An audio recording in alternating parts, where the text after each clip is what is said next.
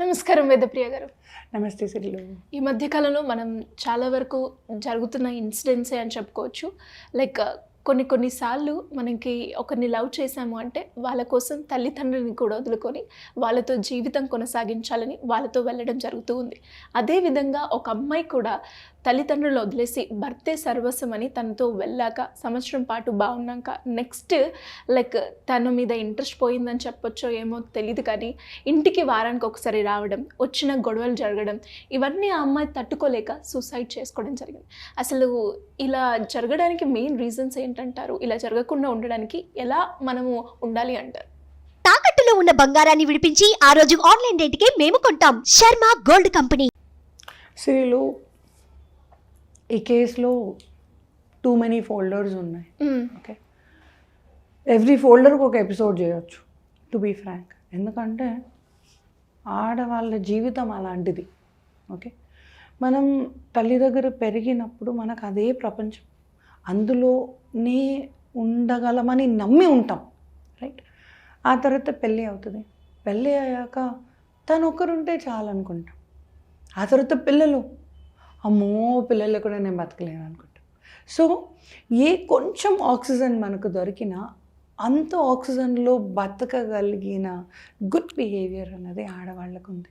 కానీ మంచి బిహేవియర్లో అంటే చాలా కలకలలాడుతున్న ఇంట్లో కూడా ఒకవేళ తనకు ఫర్ వాట్ ఎవర్ రీజన్ నచ్చలేదే అనుకోండి, దాన్ని అమావాస్య చేయగలిగిన దిట్టలు కూడా ఆడవాళ్లే.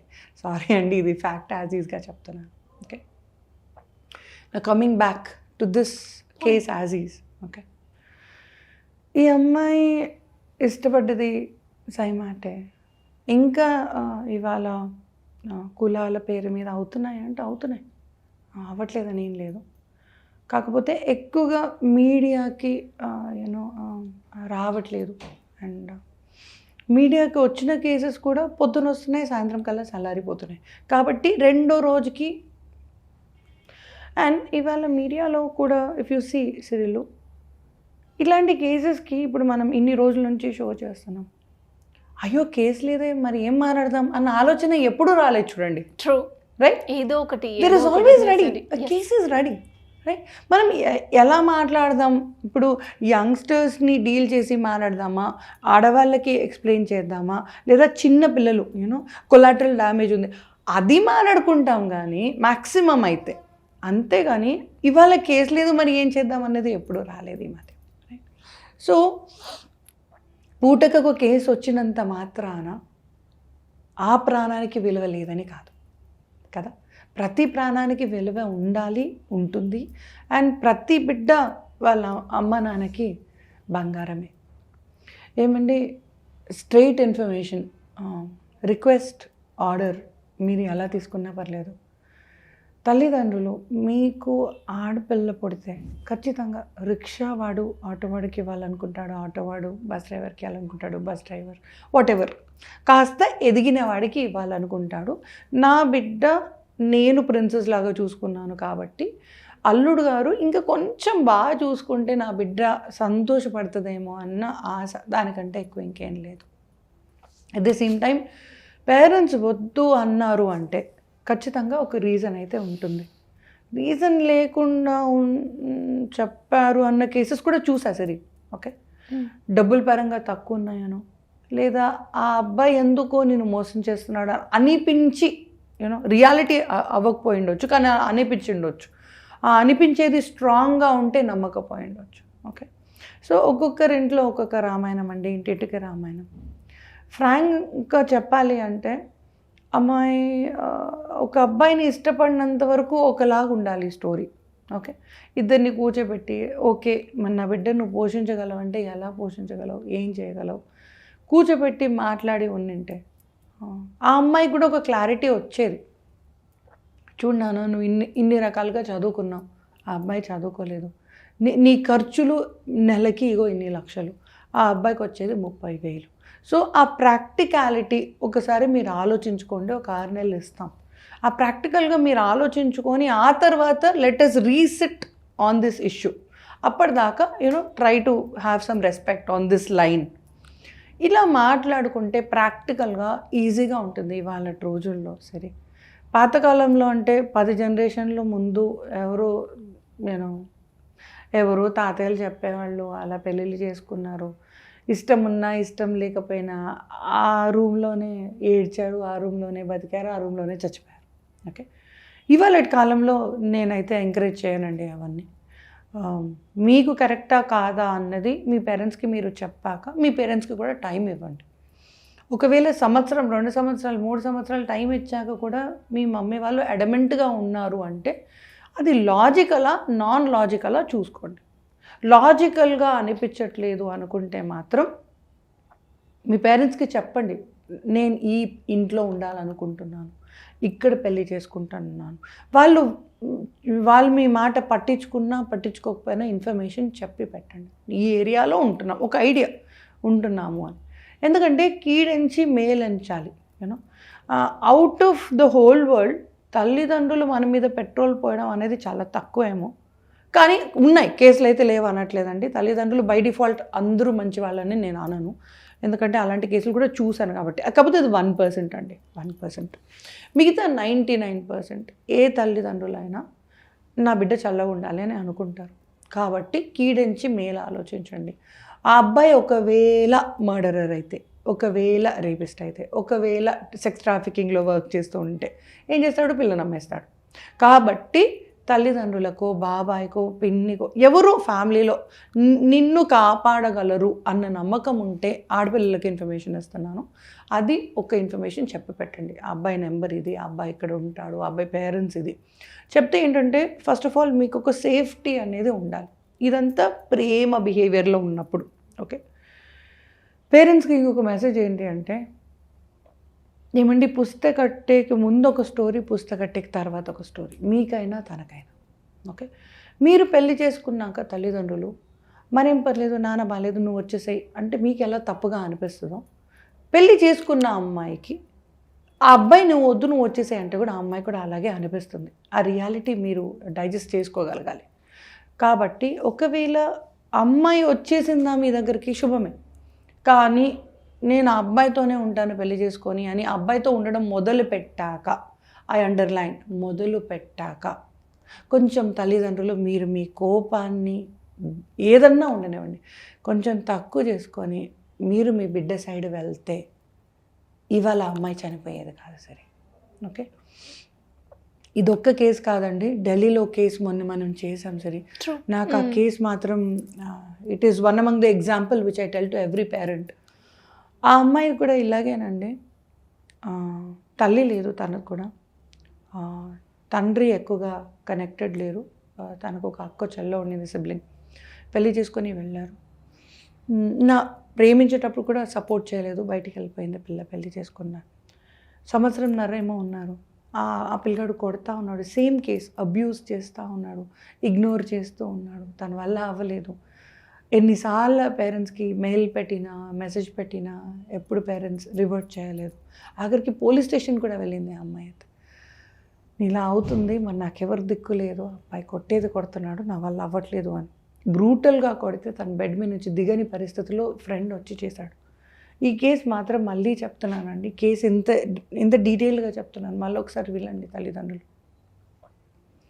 కట్ చేస్తే ఆ అబ్బాయి ఆ అమ్మాయిని చంపేసి 167 పీసులు కోసి అందులో ఒక దోషుడికి వచ్చే అన్ని పీసెస్ ఫ్రిడ్జ్లో పెట్టి ఆయన నెలన్నర అందులోనే ఆయన కూరగాయలు కూడా తెచ్చుకొని వండుకొని తిన్నాడు. నెలన్నర ఉన్నాడు మూటెడు.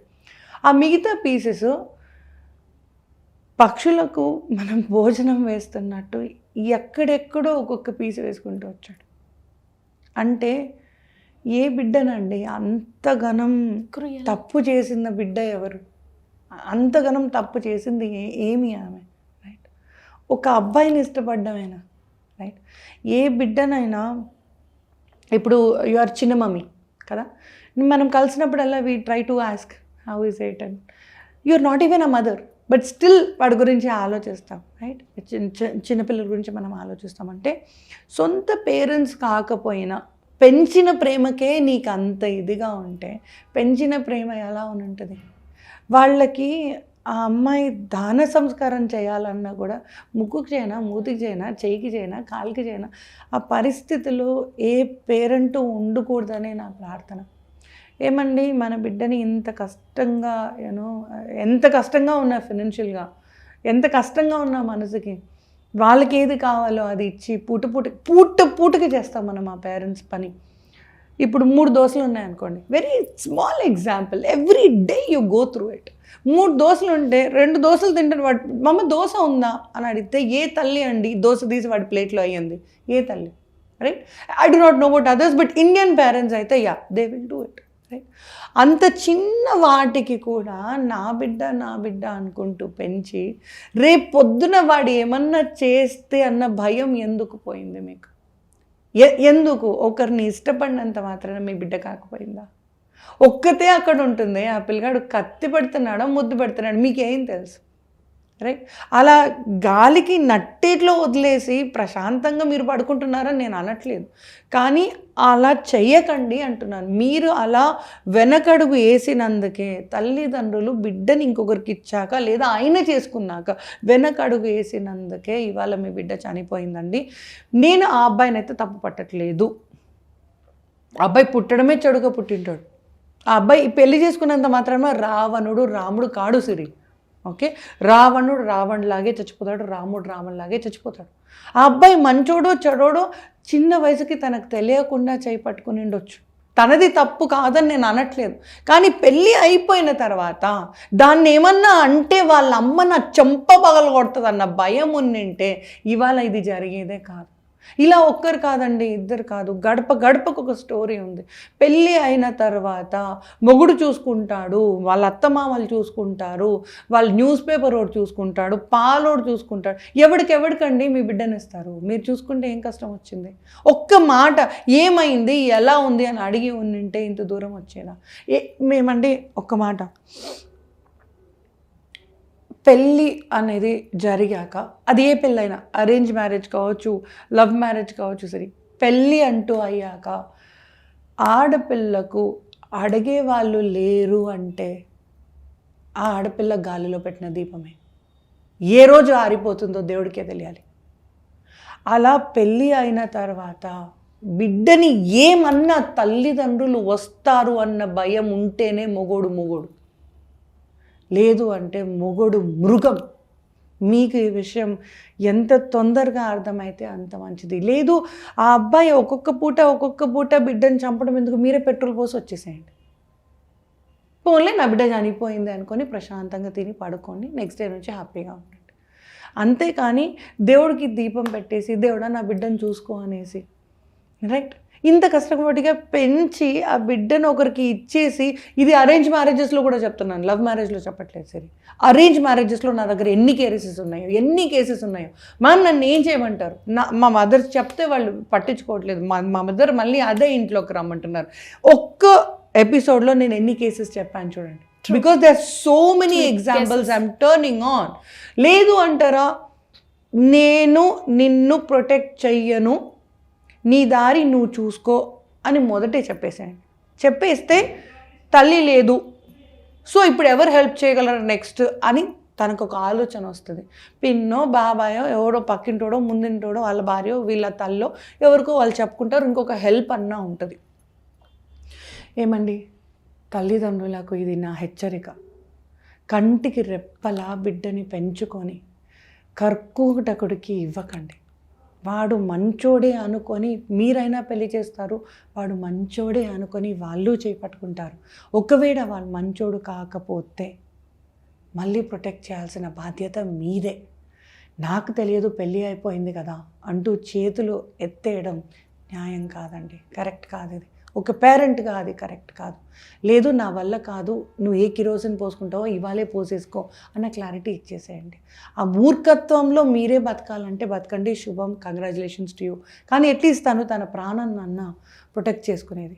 ఇవాళ తన ప్రాణం ఒక్కటే కాదండి కొట్టుమెట్లు ఆడుతున్నది, పోయిన ప్రాణం ఒకటైతే ఇంకా కొట్టుమిట్టలాడుతున్న ప్రాణాలు కోటి.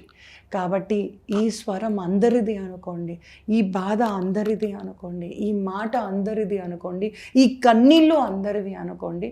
ఇవాళ పేరెంట్స్గా ఒకవేళ మీ బిడ్డ పెళ్ళి చేసుకొని ఎవరితోనన్నా వెళ్ళిపోయి ఉంటే, సంసారం పెట్టుకొని పిల్లలతో ఉంటే, పెద్ద మనసు చేసుకొని ఒకసారి బిడ్డ బాగున్నావా అని అడగండి, ఎలా ఉన్నావురా అని అడగండి, తిన్నావా లేదా అని అడగండి. తినకపోతే ఇవాళ కూడా నేను ఇంకా వంట చేసి పెట్టగలను, బతికే ఉన్నాను, ఇంకా అదే అమ్మను అని ఒక్క మాట చెప్పండి. ఒకవేళ మీకు వెళ్ళాలని లేకపోయినా ఒక్క మాట అనండి. That makes a lot of difference. Thank you. నిజంగా థ్యాంక్ యూ అండి. Thank you so much.